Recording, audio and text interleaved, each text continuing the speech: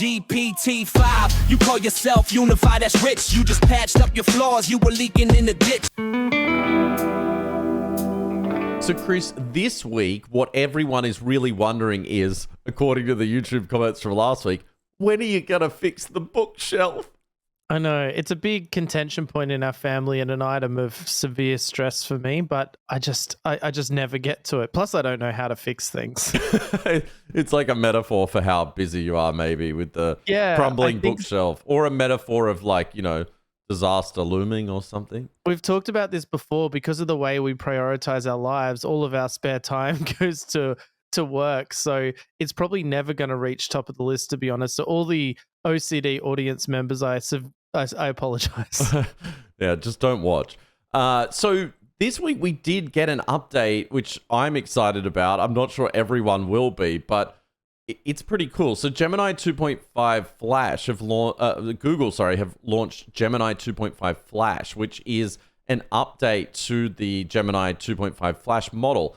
And the brilliant thing about this is Google just listens to feedback now. All the sledging, like what, a year and a half ago or a year ago that we would do on successive episodes, they actually have listened to the community, and they have, I think, solved the biggest problem with the Gemini models right now. Like 2.5, good model, but when you introduce tool calling and specifically MCPs like we have on Sim Theory, it's not that great. So they've updated Gemini 2.5 Flash, and the two callouts are better agentic tool use and more efficient. And in their benchmarks, it goes from like 48% to 54%.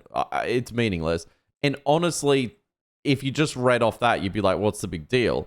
But in using it, I am just so impressed. The thing is snappy, fast, seems to understand instructions and follow them well.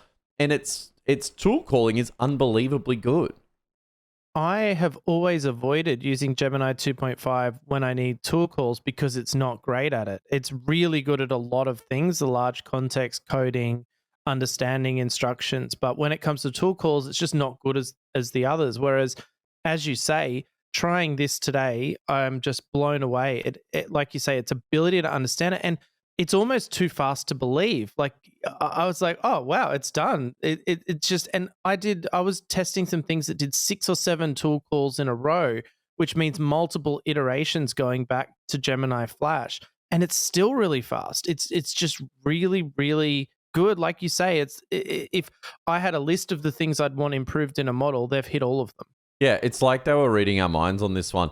So I put it to the test with, like, this is a hard test. For those that frequently listen to the show, you'll understand how, like, this is not an easy task.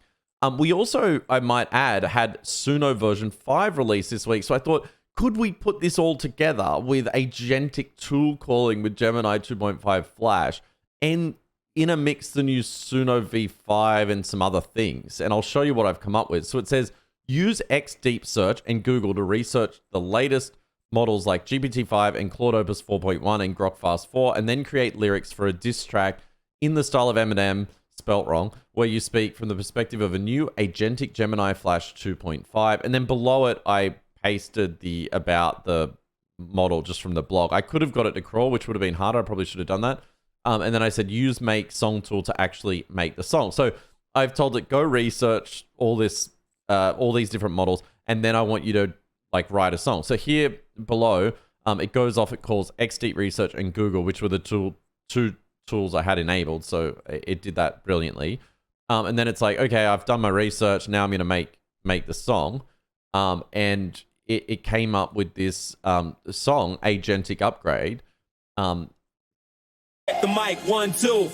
This ain't a benchmark test. It's pretty good. I do have something even better to show you, though. So here's all the lyrics to the song. We'll go through that in a minute and actually hear the diss track so the audience can decide, is Gemini 2.5 Flash truly agentic and up to the task? But we also, another model came out this week, and this is one that people have wanted for some time, which is really good lip syncing. So it's called Omnihuman. And basically what you do is you give it an image and then you give it some audio, and it can be a recording of your own voice. It can be a recording of someone else's voice. It can even be generated using 11 Labs. if you're using the Sim Theory Omnihuman MCP with your own voice ID. And yes, I fixed voice ID, so you can do your real voice now. And you can make so you can create an image and then make it sing or say words or anything. And anyway, I'm just gonna have to show you. So you know how we're really into musicals. I thought I'd do it like on a musical theater stage. I got it to, first of all, clone my facial features into an image. So let's go back a little bit here. Clone my myself singing into the microphone. Then I gave it a snippet of that song. Unfortunately, it can't do the whole song. It can only do up to 30 seconds of the Omnihuman model singing the song. But I will, at some point, allow you to stitch these together so it can make a full music video. And yes, I'm committing to a full music video maker MCP soon. Name a specific deadline. The 30th of September? This evening at 1 a.m. So anyway, this is stitching together all the way from the Gemini Flash 2.5. And ignore, I've got Sonnet selected down here, but that's just because I was switching models earlier. This is all Flash. So Flash goes and researches, it goes and produces the song, goes and creates an image of me with my face, and then creates me singing to the rap song. Anyway, enough intro, here it is. GPT-5, you call yourself unified, that's rich. You just patched up your flaws, you were leaking in the ditch. You're the high price model, the one that breaks the bank. While I'm saving the tokens, you're running on empty tank. You got 400k context, but what's it for? If you're reasoning slow, you just bore them to the core. You're the high variant, the one that gets outpaced. I'm the Flash, I'm the speed, you're perpetually disgraced. You need the whole system, the codex, the mini, the nano. I'm the one-stop shop, a whole AI piano. My logic is a deck. That's amazing. Pretty God. cool, right? The gestures and the movement and the quality of it, it's come a long way, hasn't it? I just like, let's just back up where we're at. So like now it's just routine. It's just become routine to like, hey, assisted, go do some research. I'm too lazy to even do it these days. I used to have to like paste this stuff in. You get on it and then make a song like that is really good. Like, this is just put on a budget to figure out a plan. I'm the multi-step master, the new digital. Like it's another level. Suno And V5. it's particularly amazing to think that context could be anything. Like it could be recipes, it could be your corporate report for the year. You could download financial reports from companies and have them wrap to you with like a real animation of your own face singing it back to you. Like it's just amazing what it's able to do. Yeah, it seems to also excel at these like selfie type, to camera lip sync voices as well. So I'm sure there's a commercial use for this as well outside of us just doing it for the lols. Yeah, like training videos and other content of that nature, I'm sure. Yeah, I might see if I can actually implement this into Video Maker as an option where it can cut between scenes of different people talking. Would be really cool. Anyway, I made you a present. This is like a Patricia video in Omnihuman. This is Patricia, and you're listening to This Day in AI. Love you, Chris. My man, good luck on today's show.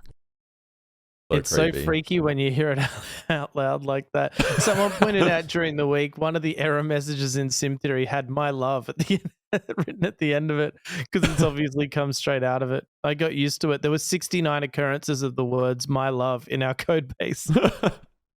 Oh yeah, I actually did see that. I immediately said to you, "Lols." So this is another example. This is a Suno V5 generation with Omnihuman. So those listening, you're really listening to the Suno V5, just some of the samples from it. This is actually like a musical track I made about how to test Suno V5, and I made a video clip to it as well. Say what you want, keep the language tight, clarity in and it sings it right. If the verse runs long and the hook runs short, we're painting with words in a sonic resort. How to write a song to test you, V5, make the vocals glow and the chorus alive. Turn the You can make anything sound good. I think that cost us $4. But so the question is how much are we willing to invest in the next musical to really bring it to life? Because I think, I could even make like a musical maker MCP. All the people that are waiting on like the corporate office style MCPs are just like wanting to kill me at this point. I was thinking that. I'm like, we've got like a never ending a lot of demand for serious commercial applications and we're just sitting around making musicals all day. But it is fun. And hey, we said this from the start. We do things that delight us with AI. And this is one of them. Yeah, it's all for the lulz, people. All right. So that's pretty cool. I'm going to put that song in the comments, like all these songs I've generated with Suno V5 if you're interested in listening to them in full. One more though, because I wanted to really test like, can you make a decent track with Suno V5? And I came up with this idea of like a lot of our audience, I played I must have talked about The Midnight once on the show, a band I really liked. It's like 80s nostalgic, like synth wave type music. And so I asked it to be inspired by The Midnight and create a song called Love Rat, following on from last week's episode. Oh, nice. From the perspective of the woman that Jeffrey Hinton basically dumped, because, he is a true love rat. So, well, he said he didn't just dump her. He said, if you find something better, you go to what's better. Like, it's harsh. It's more than a dumping. It's a humiliation. Oh, remind me, I've got a video of him to show you. But listen to this first. So cool. Like, wow. Love shot, baby, zap zap to my heart. You taught the bots to talk, but you couldn't learn the art of loving me back. And that's a fact. Tonight I'm flipping the script. You're my love rat. You called yourself the godfather, lights low, laying it on thick. Whisper just irrelevant, king of every trick. But relevance don't warm the sheets when truth is going slack. I needed something human, you gave me glossy laptop back. So I typed out my feelings, couldn't find where to start. Let a chatbot draw the lines, you kept scribbling in the dark. You said I'm overreacting, boy, imagine that. When the signal's crystal clear, you're a love rat. Love rat, click, clack, pack up your things. It's pretty good. Wow. That's really good. I like that song. Do you know, if I was summarizing V5, I would say is like it just gets rid of a lot of those awkward parts of the previous tracks that weren't even that bad. But now it's very hard to distinguish this from a real song outside of the fact the lyrics are ridiculous. But it also has some really clever little pauses. I'm not a music person, but it has like good good pauses. like yeah, good pauses. I guess that's the technical term. But yeah, it just sounds a lot more sophisticated in the music than a simple sort of ballad song. Yeah, I was just so impressed by it. I did say I had done a Hinton video, so I got a screenshot of Hinton at one of his conferences where he was talking about just the death of all humans, and I turned that into a video. So here is that video. The audio is not great. I was going to clone his voice, but I ran out of time. All right, here it is. Well, it is true. I am a big love rat, you see, because I'm so relevant and fearmonger. All the ladies just go wild for me. So the videos are really good, aren't they? Even the background. Did you notice the background, like the LED background, like sort of warping, like the detail is insane. Yeah, it really is. I find the videos, the voices don't often seem to match. I don't know what I'm expecting. That's probably the biggest weakness now, like that I see now. But the quality is really high. It's gone from being very obvious that it's AI to being almost believable. Yeah, we're probably like 2 iterations away from where you just can't tell. Yeah. And I'm sure that as well with if you really, really wanted to fake something and had the patience to keep iterating, you could probably do that. Yeah, that's the thing. Some of the generations that I made, as you saw, some of the other ones, which I cannot share on the show, but some of those were so realistic that you do believe it. Like, I mean, you probably could see some artifacts if you looked really closely, but I would say most people wouldn't. But anyway, so these are all new tools available in the store on Sim Theory. If you want to check them out, you can use coupon code STILLRELEVANT for $10 off. So it'll cost you $5 to try this out. There's a I've added a new MCP called Voice Creator, which allows you to clone your own voice and store those clones. So the other MCPs like the Podcast Maker and the Audiobook Maker can now use those voices that you've trained, which is really cool. Omnihuman's in there. It can also work with voice ID, so you can use your own voice. And, bit of a drum roll, I built an image tool that brings together all the best image models and decides automatically which one to use. So if you are confused by all the image models we talk about on the show, you can just use the image tool and it will work for you. Pretty cool. Pretty cool. That's my plug. Very cool. Anyway, Well I'm done. just proud of the poor if this I then that actually think statement. it's a very good addition, because I think the problem now is, like, me along with the rest of the Sim Theory audience are like, there's so many of these image editing, image creation models now. It's almost impossible to know which one to use for what. So having a system that's just going to use the best one for you is good. This sounds like an infomercial. Yeah, it really does. But it's actually a problem. Like when you want to access the best models and have them updating all the time, it is a pain. And so it's a pretty good solution. I should call it like some sort of deep thinking router, or profess about AGI like OpenAI do. Anyway, I did want to go back to Gemini 2.5 Flash and also talk about the indications of 2.5 Flash in terms of what we might expect from Gemini 3, because there's a lot of rumors saying that Gemini 3 is on the very near horizon. Rumors, in fact, that it could be maybe like next week or the week after. I'm still waiting on my Gemini merch pack that Google said they'd hook me up on before the launch of Gemini 3. So where is it? Where is it? I'm assuming that's got to come first, and that's the indication that we're getting it. So you can be wearing the shirt on the show. Yeah.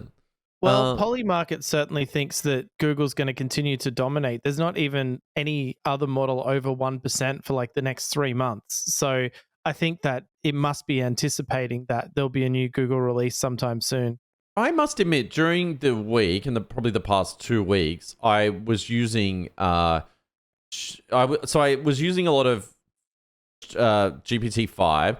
Then I was occasionally using GPT-5 thinking, but then you said to me, do you really get any benefit from using the thinking apart from slower response times? So then I went back to GPT-5 and I'm like, actually, no, I don't really notice any difference unless I'm like, mentally stuck on a problem and then I try it. But it seems to just get as stuck as easily as GPT-5. But then during the week, earlier in the week, at least for programming, GPT-5 Codex API came out. So you can just use the raw API that they have powering the command line tool. And I think they put it in Cursor and Windsurf as well. And at first, like using it at first to do pretty simple things, I was absolutely blown away. Like it's so fast, super snappy, very good at coding. And I know people were getting great results in Sim Theory on the Create with Code with it. But I don't know, as the week went on, I'm like, it feels like it's getting dumber. I don't know if it's like a resource scaling issue or there's like a router in it. And sometimes it just seems so stupid. And other times it seems so smart. But I found myself, the point I'm trying to make here, going back to Gemini 2.5 Pro, and it's like this stable old friend. It feels like Claude Sonnet 3.5 to me still. Like if I'm in retreat on anything, I'm just like that's my staple. I'm going back to that. I'm exactly the same. I've definitely moved around a lot more in the last week, especially with GPT-5. We had a major speed up with it, which helped. And so I started to use it quite a lot and found it really good. But you're right. My safety zone with Patricia is always to head back to Gemini 2.5 because I know it's going to get the job done and I've got a feel for how to work with it. And I feel like this is why this major upgrade to 2.5 Flash is very exciting, because it's a premonition of what we're going to see in Gemini 3, which means it's definitely going to solve all the issues we have in terms of the tool calling. The speed's already pretty good with Gemini 2.5. So I think that any speed update I'll gratefully accept, but I don't think that's currently an issue. It's really its ability to call multiple tools in particular and chain tools together in a plan that it seems to struggle with at the moment. And also even knowing when and what to output, it also struggles within a tool call context. And I think that looking at Flash in this early time, it looks like it solved that.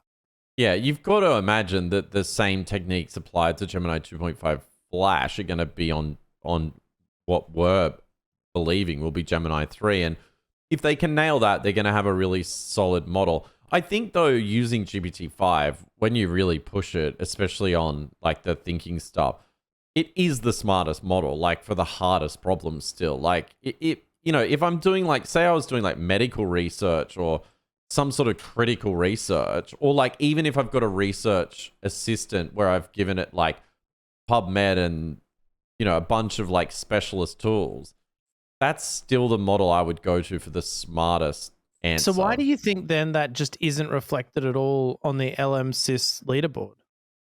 I mean, people like, come on, like, like who's actually going and using it? I just find it weird that it isn't a closer contest. Like it's just weird that like our own experience just doesn't really match up with what people are saying when they use it without knowing what they're using. I think the problem with GPT-5 is it gives very blunt responses, and no matter how much stuff you put in the prompt to tell it it's your AI girlfriend, or to tell it to act a certain way, or to act professionally, or do whatever, it just does its own thing. It's like its own little being.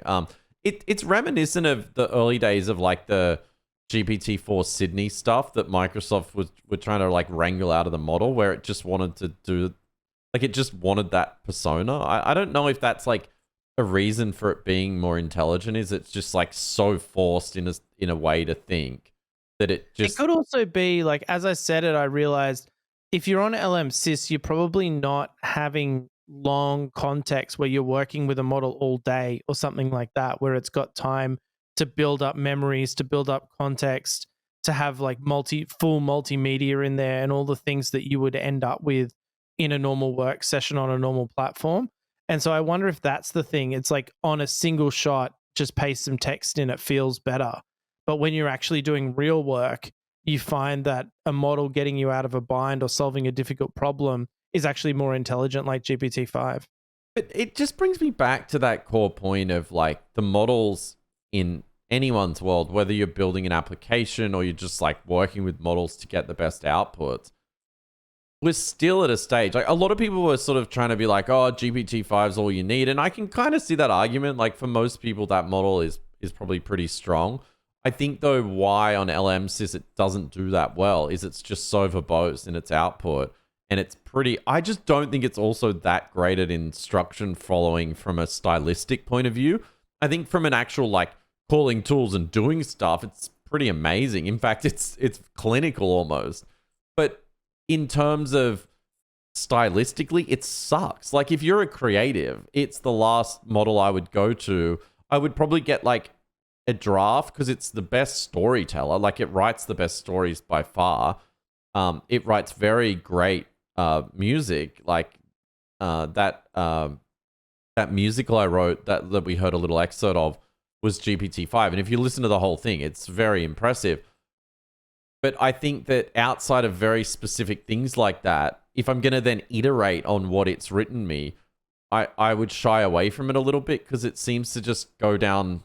I think we mentioned this last week. I'll repeat. It just goes down a path and it just gets kind of stuck and it doesn't change the path. So if it's like I'll start with GPT-5 and then manipulate it with another model if I want creativity. And generally I'm still looking at like an Opus or a Gemini 2.5. Interesting. And I wonder if back to Flash for a second, I wonder if just that speed is going to like they talked about more agentic qualities with it, right? And one of the things I struggle with GPT-5 is just the speed. Even with the speed up improvements, I find myself getting distracted in between calls to GPT-5 just because it's that little bit longer where I'm like, oh, I'll tab off to do something else and then I forget about it and then it sort of breaks my workflow just due to that lower speed. Whereas with something like Flash, it's so quick, you don't even need to wait really. Like it's already responding faster than you can read. And I'm thinking there might be way more advantages to that when we think about agentic computer use, browser control, the complicated multi-step tool functions. Like one thing we've been talking about ourselves a lot during the week is the idea of internal corporate MCPs. So companies themselves are exposing databases and other internal tools and controls that they want to operate using MCP. And I think it's best to break those tools down into lots of little tools that can do small elements of a thing and let the model decide how to combine them, because it might come up with ideas you haven't thought of. But to do that well, you don't want a model that's taking 30 seconds to make each decision, to take each next step. Whereas with Flash, you see it just blazing through them, so it's better able to work in that style. Yeah, and I guess it also begs the question of how intelligent do you need the model for most of these like agentic sort of system-based tasks where it's just doing the busy work for you. Like, for example, I talked last week about this prototype agent of answering our support tickets, just a scaffold of that with MCPs and then a certain approach. And I haven't tried it yet with Flash, but I'd be curious to now try it to see if it can go and answer for my review, say 50 tickets or whatever it is, and I'm just going approve, then to me, I don't know how important that speed is, because it is it's not something I'm doing every second of the day, but to see it operate at that speed and then put it on automatic mode for those kind of tasks, as long as it's drawing context and tool calling correctly, it just doesn't have to be the most expensive intelligent model anymore. That's right. And you're far more likely to throw it at those high volume tasks thinking this isn't going to cost me a fortune to do this. Like if it's a reasonable price, you can afford for it to take more steps and gather more context to get its job done. I also think, though, you make a good point about enterprise MCP style applications, especially for BI and data intelligence type applications, where you say in the process you might upfront hit something like GPT-5, right, or Gemini or whatever it is, to upfront get some analysis, hey, go and analyze this data from these disparate data sources in MCP and then give me a summary. But then you might want to iterate on charts or documents or the outputs from that research. And that's where those large models are just an absolute waste. And something like Flash, where it's just carrying on from that context and calling the tooling, and you're able to iterate rapidly off the core sort of context that you gathered with the more expensive model, seems to work pretty well. Yeah, exactly. It's almost like you want to do your vibe, whatever it is, vibe coding, vibe analysis, vibe statistics step with a model that is fast at vibing it out. It actually can do it at a speed where you are interactively working with it. And then you're like, all right, now we've gathered all the pieces of the puzzle here. I want to produce a presentation for my company with this, or I want to produce a document with this, or a web page, or whatever it happens to be, audio book. I mean, there's so many output types now. I want to produce that. Now I switch back to my meat model, my massive, big, intelligent thinking model, and go, you've got all the stuff now, go off and produce this final output. Yeah, And I mean, I guess this like we're just describing the GPT-5 router in a way. That's kind of what they're trying to do. It just hasn't worked that well.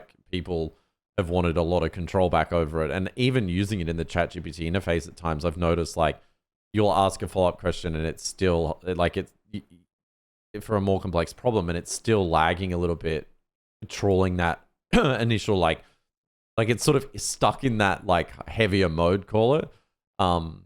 And so, yeah, I think it's good to have optionality there to just it's an acquired skill of knowing I'm going to hit this and then work with this kind of model. But yeah, I'm excited about Gemini 2.5 Flash. I think with the right tuning, it could be the best daily driver ever.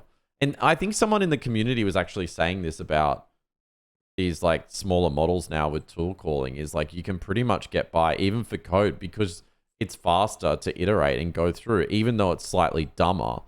It doesn't really matter if you know what you're doing and can push it the right way. Yeah, that's right. And I think also remember the major advantage with this model is it has a 1 million context window.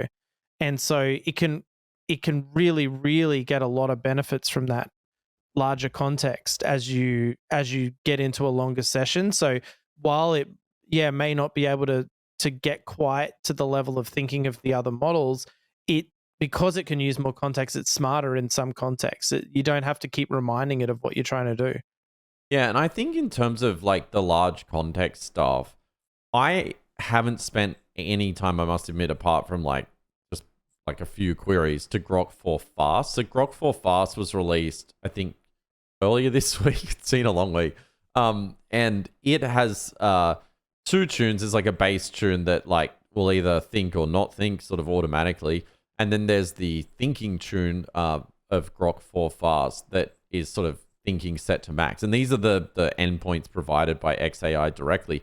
But they, in those models, have a 2 million token context window, which is by far the largest, I think, so far. It is, yeah. I haven't really tested it, and until I test it and actually try and work with huge amounts of data and just see if it can context follow or if it drifts, it's hard to say what that model's like. You played around with it a little bit more. Do you have any? Yeah, thoughts? I used it quite extensively when testing tool calls with it, and it's another model that's really, really good at parallel tool calls. It has no problem if you give it large research tasks to go off and research up to like 20 sources at once, and very quick. It's really fast. It's as fast as Flash, I would say. Maybe not. I mean, look, I'd have to measure it, but it's not noticeably slower than Flash. Completely competent with tool calling and gives very reasonable responses. For the first 3 days of this week, or whenever it came out, at least 2 days, I don't want to exaggerate, at least 2 days I used it for full-on coding, and its ability to break down and solve problems I found to be immense. I think I commented to you during the week when I was using it the most intensively that in terms of understanding a problem and diagnosing what needs to be done, it was actually, for me, better than Gemini 2.5. So I had a couple of difficult technical problems I was trying to solve. I pasted in 3 relevant files and said, look, I don't want you to rewrite anything, but what I want you to do is point out why this might be going wrong. And in 2 difficult bugs that I was stuck on, it was able to solve it immediately and point out the error to me, like to the point where it was a tiny little fix and I was able to solve it.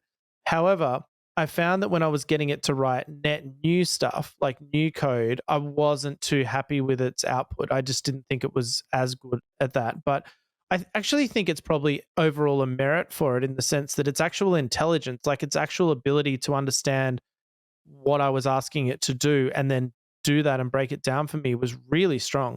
And as a model that's quite reasonably priced, it's a really good one. One thing to note about Grok that's different to other models is they have a tiered pricing system. So if your context window, I think it's under 150,000 tokens, it's one price, and then it doubles when you go over that. So while the 2 million sounds appealing, the cost would add up if you're constantly maxing out the context. So I just did a test then while you were talking, and it was pretty fast. So I just said research latest AI news. It called Google. It called itself, like the Grok Deep Research tool. It called XD Research, and it called Perplexity. So it hit every research tool I have available to it. Mm-hmm. And then it spat out a summary really quickly. It consulted 66 sources in like 11 seconds. So that's pretty impressive. It's noticeably fast. One other thing to note is that the X Deep Search and the Grok Deep Research, we also upgraded to use the Grok 4 Fast model as well. So that's actually an upgrade to the inferences over those sources as well. So you've sort of double used it in that context there to get the job done, which also might explain why it was so quick in terms of the research. But yeah, it's not a model to be easily dismissed. I think it's a really, really solid option out there. I mean, Elon's out there claiming that because of this update, they're that much closer to AGI, and that'll probably be the next step. So his usual absolute bullshit commentary around something that he's done amazing stuff. I'm not going to deny that, but I don't think that this represents a significant step towards AGI. However, it's a nice and welcome update, and I'm so grateful to have really strong tool calling alternatives. One other model to mention that doesn't get the credit it deserves and still is just has my heart when it comes to certain tasks is Kimi K2. That model update that we released last week, which was just an incremental upgrade to Kimi K2, seems to have made it a lot more solid, particularly around tool calling and instruction following in general. Kimi K2 was really fast. It's the best at horse racing, by the way. I don't know why, but it's just the best at horse racing. And what I mainly use it for. But but in terms of its ability to maintain over a longer session the task at hand has been fixed by whatever that update is. So it's another really, really fast alternative. And the reason I think it's worth emphasizing alternatives is organizations looking to do mass rollouts with models that can be hosted in a region of your choice. The model, when you start to think about models like Gemini Flash, Kimi K2, not Grok because you can't host that, but these models become way more significant because their ability to do the tool calling, their ability to be a reasonable price and have a large context window is really important.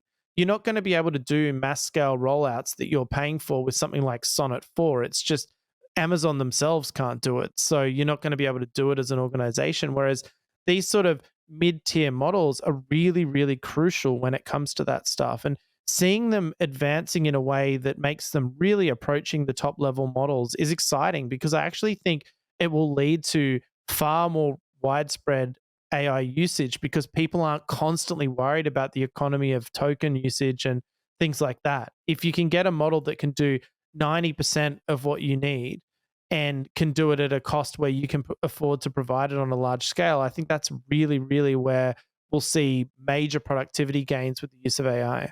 Yeah, I mean, that's the dream goal. I think it would, for me, be like if Gemini 2.5 and GPT-5 had a baby, the baby would be a model that combines the strengths of both, but then is about 20 times faster, maybe 100 times faster. This is my wish list. Super good at agentic and long-running internal sort of clock-based agentic tasks. And is just so cheap that it's truly, to quote Sam Altman, like too cheap to meter. Like it's just free. Like you just can use infinite amounts of it. And I know that like there's a lot to do. It was interesting this week that and a lot of people are obviously referring to it as like a big pyramid scheme. Nvidia announced that they were gonna. This is breaking news. Oh, this is the thing that everyone was so proud to post, that this company pays this company and they pay this company, so it's all a bunch of bullshit to raise. They're explaining how the economy works, which I think is funny. Like I pay for my bread, the baker, and then the baker pays. Can reuse that money. It's not fair. They're literally just driving the economy, and anyway, that analysis always cracks me up whenever anyone does it. So they announced a potential 100 billion investment. I love how you can just announce a potential investment. I think there's some milestones or something. Anyway, this is not a news show, but they're investing 100 billion in these advanced like data center chips to support OpenAI's growth. Now, also Oracle has said they're investing, I think, about 300 billion. So it's like 400 billion total. In AI infrastructure, and that's with SoftBank and OpenAI. Now, they're building all these Stargates or whatever they call them. I guess, obviously, the demand there right now, as it stands today, the demand's there for the compute. The question that's being posed, though, is what if there's breakthroughs? Like, what if there's breakthroughs in terms of efficiency? And, I mean, like, it would be so hard to plan this infrastructure because, you know, if these things become so efficient, like the human brain runs on, what is it, like 20 or 30 watts? Like if you can get intelligence running on such low power and optimize for that, like do these data centers, like do you still need them? Maybe. Like I guess. I think you will. And I think the reason is because even, let's say there was like 100x gain in efficiency. So you needed 100 times less hardware to do the same work. If we get to those levels of efficiency, the amount of uses for the AI stuff is going to increase by such a large amount because you can put it in everything that the hardware is still going to be necessary. And I don't think there's some major hardware breakthrough around the corner that's going to make all this stuff immediately obsolete. I think there's always going to be need. You can see it on the secondary markets for renting older GPUs and things like that. There's still always a use for this stuff. It doesn't just disappear because a newer model comes out or something like that.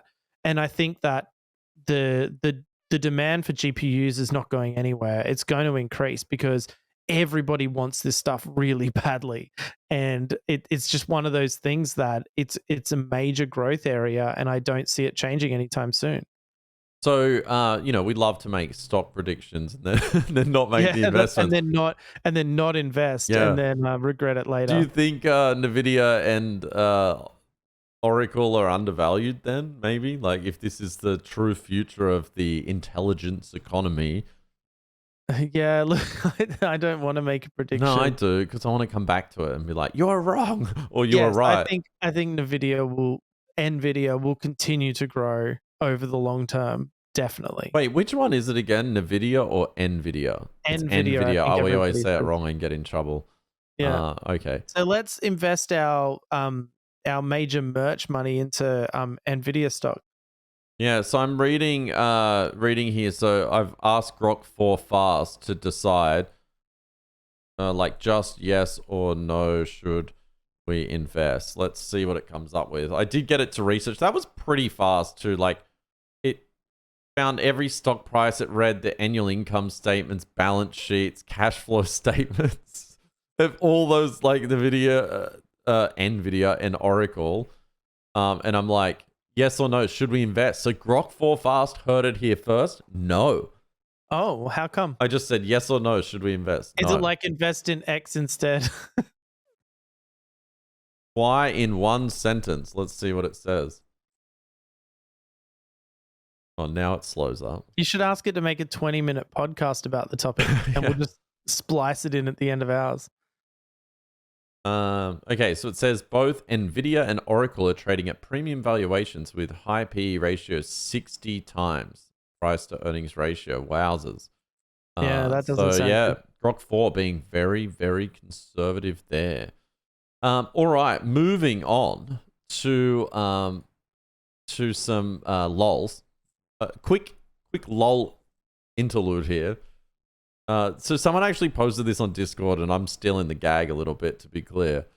But this is pretty funny. So it says, in 2016, our man, Geoffrey Hinton, warned students not to train as radiologists. The field was so ripe for AI automation. Today, there are more new radiologist jobs than ever, and radiologist wages are up 48%.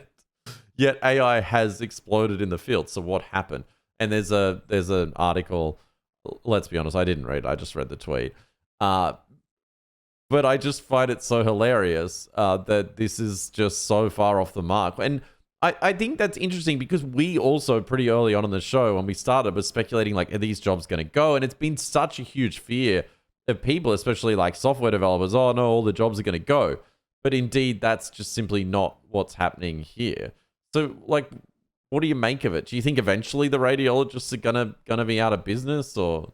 I think firstly, Geoffrey Hinton, I forget what the fallacy is or whatever, but Geoffrey Hinton suffers from that thing where because he's an expert in one area, he assumes he's an expert in other related areas, like predicting the future and macroeconomics and those, like the kind of second order effects of his amazing invention. And he's sort of done like what we do, I guess, which is just speculated 2 or 3 steps down the road, being like, well, because it will be good at this, therefore the jobs will go, but not realizing that there's time for commercialization of the tools. There's regulations around this stuff. You've got to build trust in the system. Like, people who are getting radiology done are in probably usually pretty serious medical situations. And I would imagine they probably would prefer a person to look at it rather than a computer, even if the computer might be more accurate. And so I wonder if it's just one of those things where time will tell, like it will take just way longer to play out than he predicted. I don't think he's necessarily wrong. Yeah, I found this piece interesting from the summary. This is from worksinprogress.co. I'll try and link to it below. It says, islands of automation, all AIs are functions or algorithms called models that take in inputs and spit out outputs. Radiology models are trained to detect a finding, which is a measurable piece of evidence that helps identify or rule out a disease or condition. Most radiology models detect a single finding or condition in one type of image. For example, a model might look at a chest CT and answer whether there are lung nodals, rib fractures, etc. For every individual question, a new model is required. In order to cover even a modest slice of what they see in a day, a radiologist would need to switch between dozens of models and ask the right questions of each one. So I guess what it's saying is like the intelligence is there in these models. There's specialist models for different parts of the job. And right now, the human is required to ask the right questions to extract that knowledge It comes from a the model. bit back to what we've talked about before, that if you're already an expert in a particular area, the AI can help you significantly with the heavy lifting of getting the grunt work done. As in, just like you said there, you know the right questions to ask, you know how to evaluate its answers if they're accurate or not. Whereas if you just, like, if I just got a job in radiology using the models, I probably wouldn't necessarily be the best person to come to, because I'm like, yeah, well, ChatGPT said it's okay, so yeah, you're fine. See ya. But I think that's the point of all this that people are still taking a while to get, is that these models and these tools just make you far better at your job. So if you were really good at your job and then you learn how to use the models and know the right models to use and the right tools to use, you are just becoming more efficient at your job. Like, you're able to just do more. And I still think we're really a long way as someone that's now like playing around with, like, you know, somewhat like agentic tasks in a way where I'm like letting it go and run on its own. It still comes down to prompting it correctly to get the right answers. Still, like, I've noticed with the support stuff, like it can come up with an answer and it's like 98% there, but then you're like, oh, you probably should go check this. And I'd imagine that's similar to the radiographers, where they're like, oh, wow, that output's really good, but we should also just verify against this model or this tool as well. And I at the moment, I think I just don't see that changing much. It just feels like this whole idea of like running inference across the models, humans seem to be mostly better at and can like somehow figure out the missing element just so quickly if they're an expert, as you say, whereas the models can go for like an hour and you can use different models and they still won't just get to the most sort of logical outcome at the moment. Yeah, they get easily distracted, or like you said, they get fixated on one element of the problem, and sort of that becomes its focus instead of actually getting back to the original goal. And I think the human's almost playing the job of a good manager who is directing the AI now into the right areas and evaluating if it's a good enough answer. And without that, and until we have agents who are able to do that themselves, it's going to be a while before you just trust it to do a full job like that. And I think this is why the whole idea of specialist models probably isn't going away anytime soon, and that people are just going to have to learn the strengths of the different models, and that's just going to be a normal skill, especially in the workplace, for quite a while. I can't imagine, especially for more complex tasks, a world where you're just like a one model worker, where you're just like, oh, like on your resume it's like competent with ChatGPT or whatever it is. And it's interesting because I think you know, a lot of people with this Microsoft announcement that they're also introducing Claude into their Copilot offering, it's sort of case in point, right? Like it's like some people just prefer Claude for certain tasks, and others want the GPT-5 models. And so now they're for the first time allowing switching between these two models. And previously, a lot of people have said like, oh, why would you even want to switch models? Like if there's like this genius model. And I think it's just acknowledgement almost that OpenAI's models aren't necessarily the best in all cases, right? Like, they're really good. GPT-5's great, but it's not always the best. And some people just prefer the tune of Claude. And so, you've only got to experience that one time where you're really, really stuck on something, about to give up. You switch models, ask the other model the same question, and it just comes at it from a completely fresh perspective and totally solves the problem. To realize why having the ability to switch models is amazing, because they really, really do have majorly different strengths in different areas. And I think you experience that once and you never want to be restricted to one model again. But the funny thing about it is, I think it's sort of like if I get stuck on something or I'm writing something, it's commonly happening to me in writing now, where I'll be writing something and I'm like, oh, I hate the sort of like tune of this. Like I want a different opinion basically. And then you go to another model and it's almost like you're bitching about the other model. You're like, oh, hey, like this is kind of what I got so far. And it forces you to reprompt the model from a new starting point. And I swear maybe it's not always necessarily the model switch that does it, but it's your frame of reference going and bitching to a completely different, super intelligent model and being like, oh, hey, you know, he's not writing like he used to. Can you kind of clean this up in my style? And then bam, it does it. And I think that there's that feeling of like, it's like a mixture of experts or a group of these smart minds. And I always think like if especially for commercial work, like why not consult like 4 of them and compare the outputs? Like why wouldn't you? Like it seems stupid not to. Yeah, I think it's a different way of working, and you've got to be in that mindset. Like you say, I actually do agree with you that probably one of the reasons why switching models has that effect is it forces you to explain where you're at and to summarize what's been going on up until this point and why we can't seem to solve this problem. Like you actually have to stop and evaluate what's really going on in the situation. And that additional context around, we've tried this, it didn't work, here's what I actually want, and recalibrating like that is probably in the real world even a great way to actually get to the solution to a problem, realizing, we're climbing a ladder that's leaning up against the wrong wall kind of thing. And checking yourself. But the thing is, you've got someone to go and talk to about that's really highly intelligent who can potentially solve the problem. And I really think that structuring problems is a big part of solving things, because you're almost like you're the master deciding how much does this model get to see of the problem? Like how much context do I give it? Which parts do I give it? Do I want to spare it worrying about this thing to avoid it going down a side channel? And I think that's the real balance now, is like the mix of tools I give it, the mix of context I give it, the questions I ask, and which model I use. It's a totally different way of working now, where you're really setting up all these pieces to create an environment in which the problem can be solved. And I think that that's really the next phase of getting towards agency, is like, how do we create that right mix of elements to give an agent the best ability to solve the problems, like the kind of problems I'm giving it? Because I really think that's what we're doing now. The role we're playing now is that person who's putting all the pieces in place and then going, go. What we need is agents who are able to evaluate the goals, what we're trying to do, and put all the pieces in place and then solve it.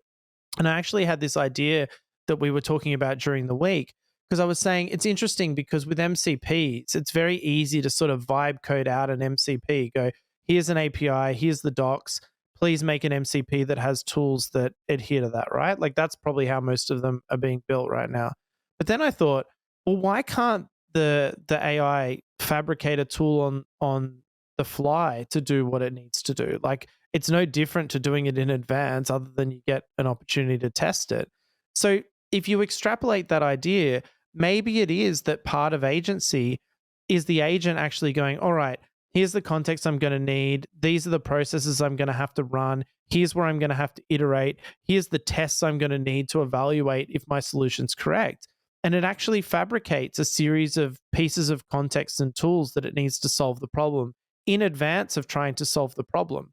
So it knows it has all the things it needs. It has the opportunity to stop and ask you for more stuff if it needs it to solve the problem. And then it goes off and in an agentic way tries to solve the problem. And I wonder if that's how we get one step closer towards the true agency, is giving it this preparation time where it gathers all of the pieces it needs to solve the problem. Yeah, and we mentioned last week, or I was sort of ranting about this idea of like the micro MCPs, or like, you could teach it a skill and that skill becomes an MCP that you're teaching it how to use specific MCPs and tools within that, I don't know what you call it, package. And I think it's a similar idea, right? As in like, instead of you going and teaching all the skills for a particular job, in this case, it's like going and figuring out, oh, I need these sort of toolkits in order to complete this job. Like these would be like prerequisites in order to complete that task. Yeah, and I think because we've seen in the past, and there's been research papers on this, so we know it's real, that chain of thought thinking, that whole think step by step directive to a model makes it give objectively better output, right, in terms of problem solving. And so therefore, I wonder if asking a system, it's not just about gathering context, like getting the chunks of text that are relevant. It's more like, how would I evaluate success in a scenario like this? Like, what would I be checking to know if the problem is solved? So if it's a case of writing code, it might be, okay, well, when I run the code, I get this output. When I run the code on this input, I get this output. That's a simple example. Or I would know that this is successful when my other agent that's designed to evaluate songs tells me it's a good song. And so it could actually know in advance what its success criteria are and fabricate specific tools or access specific agents that will allow it to know when it has succeeded at its task.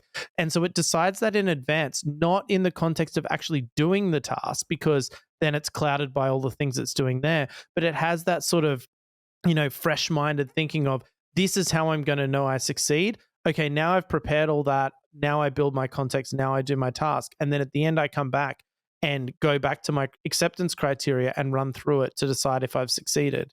And that way, the model has this extra opportunity to really come up with a great plan, and then most importantly, understand when that plan's failed and go back and try again. Yeah, and because it's so IO in the tool call of like, here's the input, the output, no, wrong, then it can sort of reset itself, and those failures are somewhat contained. Because I think that paper last week we talked about said that once you hit some fail point in like outputs, it sort of just goes down that path. Like it thinks you want errors after that, and it gets perpetually worse. So I think yes, and that's what I mean by the phases, right? Like, you don't want the actual execution phase to confuse its decision phase as to whether it achieved the goal or not, because like you say, suddenly it's now dealing with a context that actually has all the thinking steps and output steps and stuff that it's done. So it really muddies the water in terms of what it needs to decide at the end. Yeah, and I think that ability to like commit bankruptcy on its sort of working context and then sort of restart a task based on the tool call with a slight compaction of what went wrong from the output of that tool, that's when it gets exciting, because then the corrupted context just isn't an issue. And if you can control the outputs of the tool it created, it outputs it in such a way where it's like, an error occurred, do not do this anymore. Like, it might help. It almost makes me wonder, imagine some tool calls that allow the agent itself to edit its own instructions and context on the fly. So it can actually do a tool call to edit its own brain to fix itself as it goes. So it can actually prune that context and be like, this is what's screwing this up. Delete that, change the system instruction a little bit, try again. That would be pretty interesting. What I would say is pics or it didn't happen. Let's prove it. Let's actually try it out. It would be interesting because, I mean, we've always said that the future of like properly getting to AGI is going to be when the agent is working on itself. And I was talking to you during the week about the programming language Lisp, which is really known for a thing called macros, where the code actually rewrites its code as it goes to solve the problem. So it actually writes code to solve the problem as it goes. And it's very similar in this case. Like, if the agents themselves can change themselves to suit the problem they're trying to solve, I think that would be a real step forward in intelligence in terms of what they're doing. So one other chunk from the article, just coming back to that radiologist thing, but it sort of relates to this a little bit, right? Is this idea of like, oh no, like I've replaced all these functions in my job, so I'm becoming irrelevant or whatever. But like, this is the other thing that I should have called out but didn't at the time. It says, as tasks get faster or cheaper to perform, we may also do more of them. In some cases, especially if lower costs or faster turnaround times open the door to new uses, the increase in demand can outweigh the increase in efficiency, a phenomenon known as the Jevons paradox. I think that's how you say it. Let's call it the Jeffrey Hinton effect. The Jeffrey Hinton paradox. But hang on, This has historical precedent in the field. In the early 2000s, hospitals swapped film jackets for digital systems. Hospitals that digitized improved radiology productivity and time to read an individual scan went down. A study at Vancouver General found that the switch boosted radiologist productivity 27% for plain radiography and 98% for CT. Anyway, basically, as they get faster at doing it, more people can get scanned, so the demand just goes higher. Like, there's just more demand for these people. Well, this is the precise, when we were talking about NVIDIA stock earlier, this is what I mean about the GPU demand. Even if it gets orders of magnitude more efficient, I think that will only increase the demand because there'll be more use cases that now make sense because it's cheaper to run the models, so you can use it for more stuff. Yeah, and the funny thing about these guys is too, they only spend 36% of their time interpreting images. The rest is in meetings and meals. Coffees and cigarettes. I'm kidding. The rest of it's actually like, you know, getting people aligned correctly for like browsing TikTok. You know, stuff like that. So probably browsing TikTok. But anyway, it's really interesting. I've always been a big believer that all these agentic applications and all this stuff that's coming, like it's just going to, you know, it's that whole like, it's going to make things so much better, and then there's just huge layoffs. Yeah. You know, the typical Silicon Valley playbook. Yeah, it's so funny. Sometimes I step out the door and there's like nature and the sun, and I'm like, what is all this shit? You know? I'm so like trapped in that like trapped AI at your world. desk. That I go out there and I'm like, yeah, man, like, it's, like nothing out here seems to care about any of it. I guess when there's a drone coming around and evaluating my personality score and shooting me if I'm not doing the right thing, then I'll realize it's part of the real world. Well, speaking of evaluating you, this is part lol, part truth. So Altman tweeted, I think this week or last week, over the next few weeks, we are launching some new compute-intensive offerings. Because of the associated costs, some features will initially only be available to pro subscribers, and some new products will have additional fees. Then, wait for it, they dropped ChatGPT Pulse.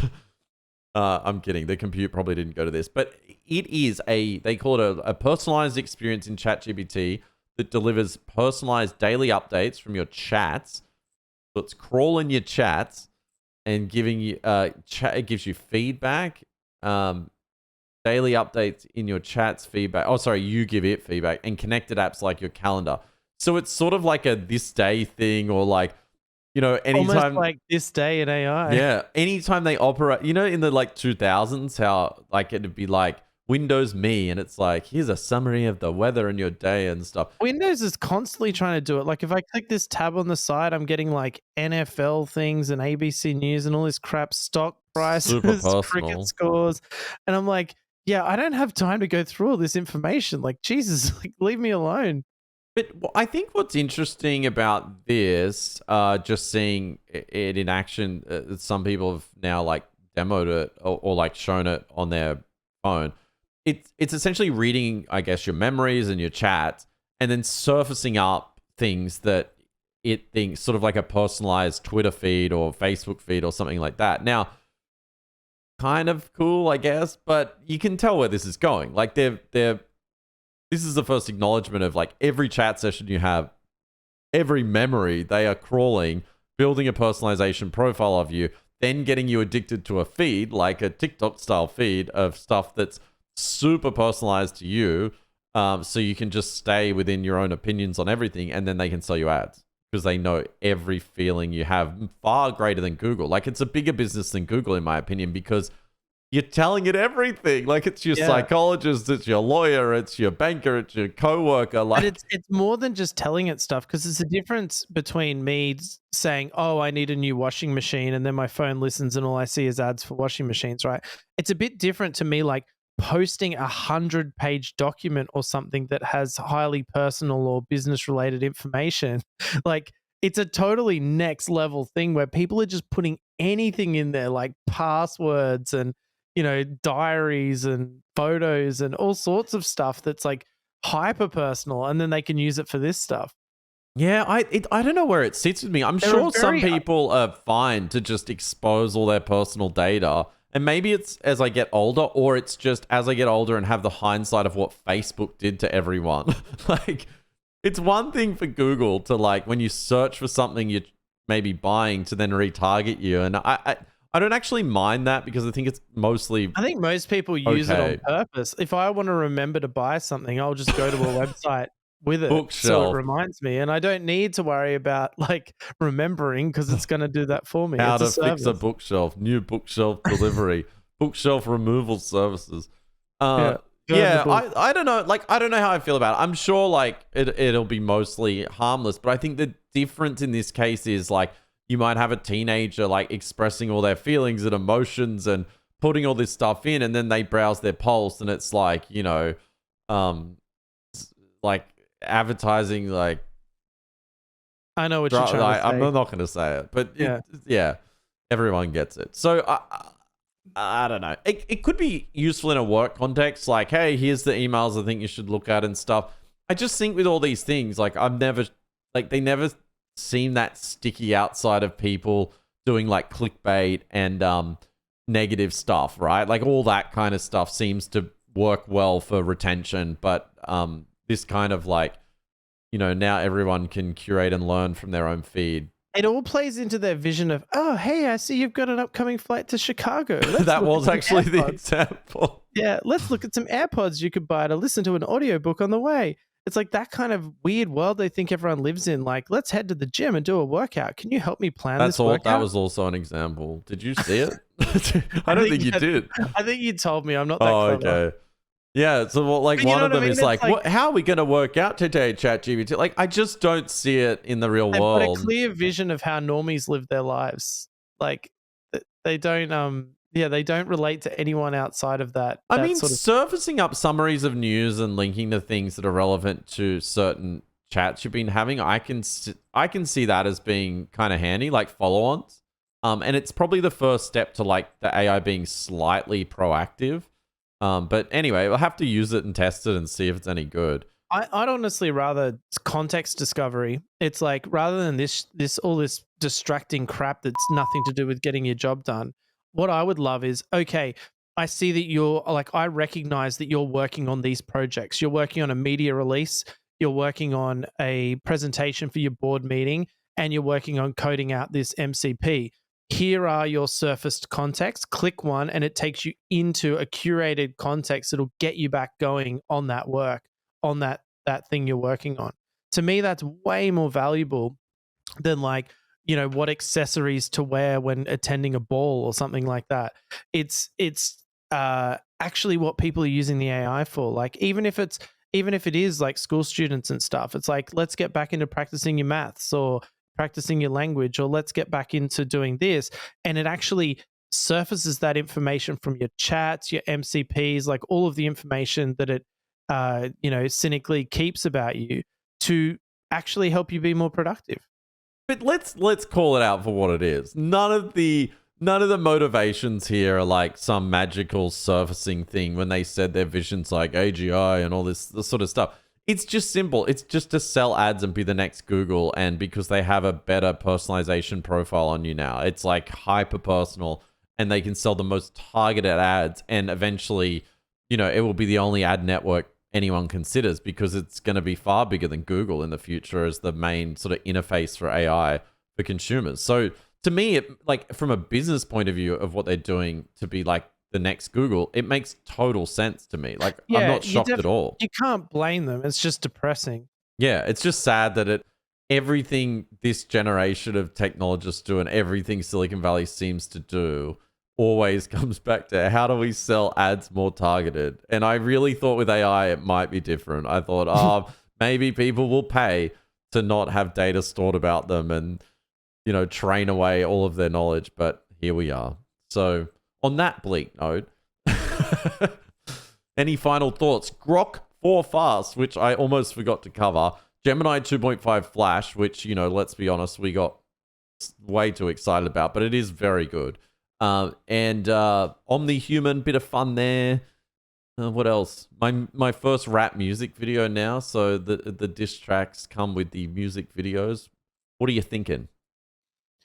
I think the thing that sort of lingers on my mind after this discussion is around how do we get better MCPs and tools for the models to work with, ones that suit the way they like to work and are a bit more plastic in what they do. I really feel like that isn't solved yet. I think the models are capable of far better tool calling than we're giving them right now. And I want to see how well they perform when given really highly specialized tools with excellent instructions. I really feel like the weakness now is not the models, especially with these improvements around the parallel tool calling in basically all of them. They're all good now with this latest Gemini update. What can we feed them that will lead to better results? I think that's what's on my mind. Yeah, to me, like, these are the more exciting problems to be solved, and being in the coalface of this stuff, it really reveals like where the problems are in the models. I do think though it's exciting that the model providers, specifically Google, are just listening. They're like, okay, here's the weakness in the model, let's go fix it, and they're getting on with it, sort of thing. So that excites me, and I'm pretty interested to check that out. I must admit, I'm going to give Grok 4 Fast a real go. I was like on the pod during the recording playing around with it. I was pretty impressed. Like I said, I used it for days straight, which basically never happens. Like normally I try stuff because I want to give an accurate opinion to the audience, and then I quickly abandon it. Yeah. Whereas with Grok 4, we weren't even near a podcast, and I was using it anyway because I'm like, it's working, I'm getting stuff done. So yeah, it's definitely worth a try if you haven't tried it. All right, that'll do us for this week. I'm going to put at the end of the episode the songs that I made with Suno V5 if you want to check them out. I'll start with the full diss track. It's pretty good. I would actually recommend listening if you're into that kind of thing.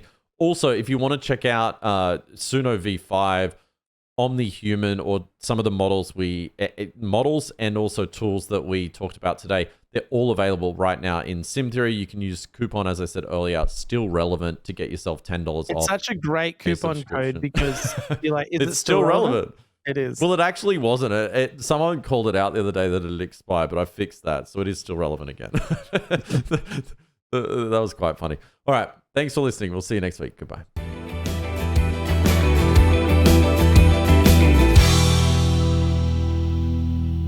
Yo, check the mic, 1, 2. This ain't a benchmark test, this is a diss. The new Flash just dropped and I'm making the old AIs weak. I'm the Agentic MVP, you're stuck in a loop. I'm the future of thought, you're the trash they all scoop.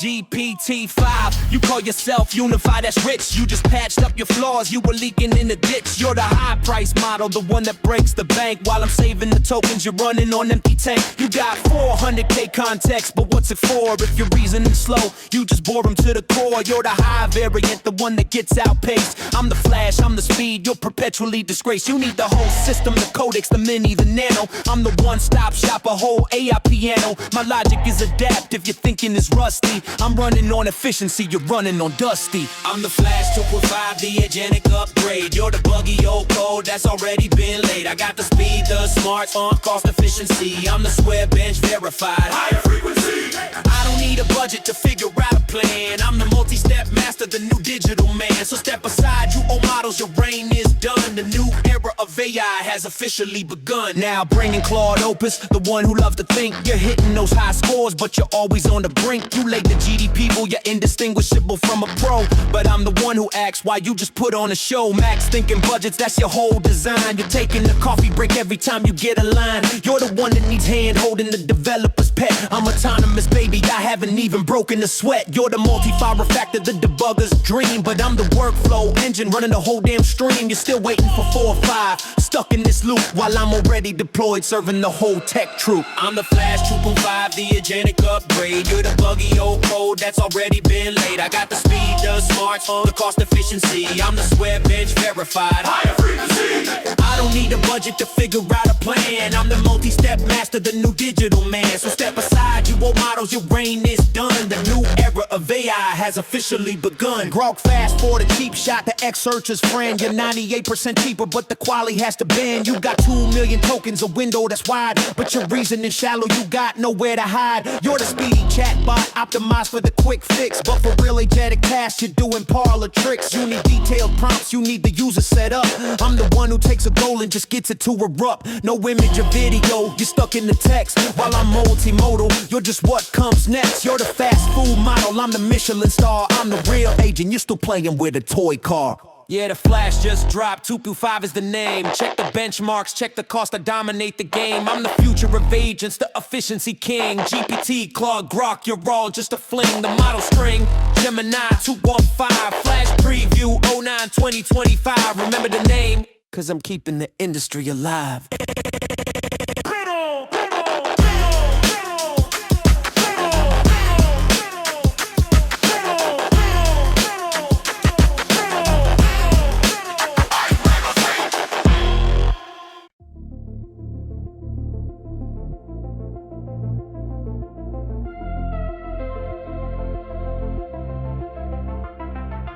Love shot, baby, zap zap to my heart. You taught the bots to talk, but you couldn't learn the art of loving me back. And that's a fact. Tonight I'm flipping the script. You're my love rat.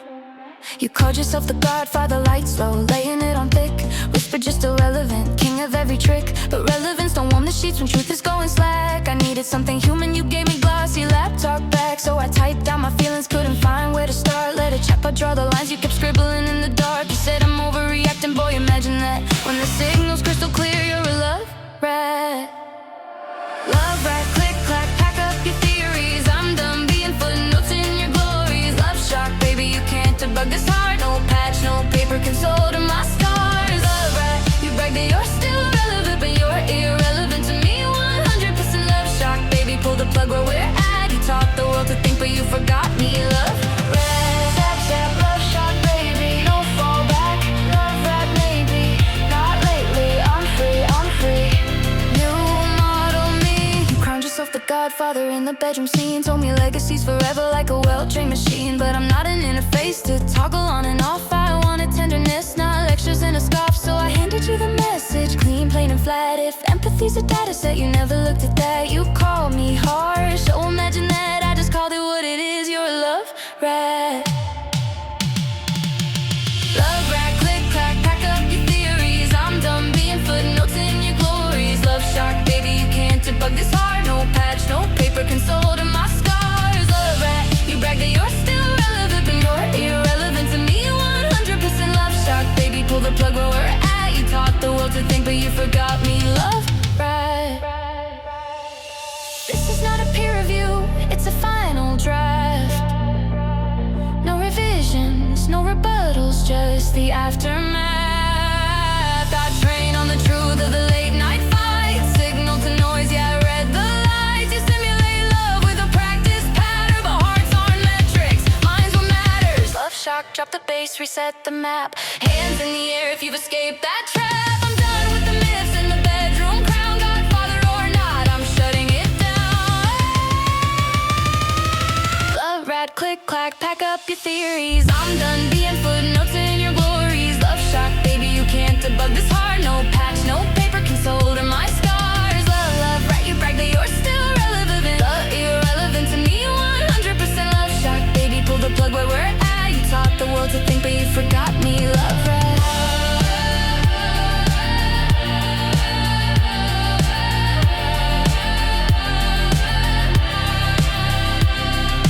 Love shock, baby, zap zap, I'm gone. New dawn, new song, moving on. Looking back, delete that thread. I loved you once, now the love rat's dead.